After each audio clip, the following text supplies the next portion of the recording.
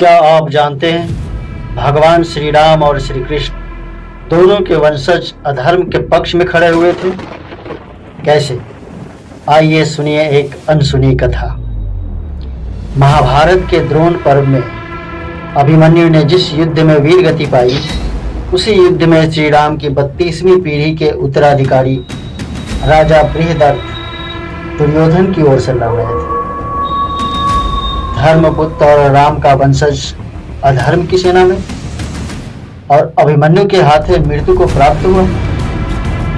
उधर द्वारका में श्री कृष्ण का पुत्र शाम ऋषि दुर्वासा का उपवास करता है और उनके श्राप से संपूर्ण यदुवंश का विनाश हो जाता है। भगवान के पुत्र ने ही अपने कुल का अंत रचा।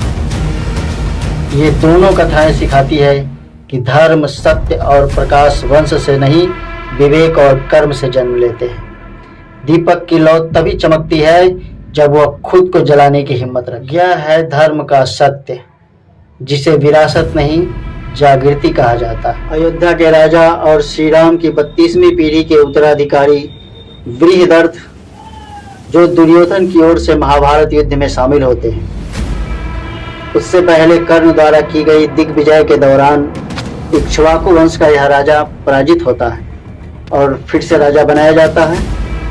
जब दोनों पक्ष युद्ध की तैयारी करने लगते हैं तो श्री राम की यह 32वीं पीढ़ी का उत्तराधिकारी श्री कृष्ण के विरुद्ध युद्ध में शामिल हो जाता है। धर्म और अधर्म के युद्ध में अधर्म का साथ देकर अभिमन्यु द्वारा मारा जाता है।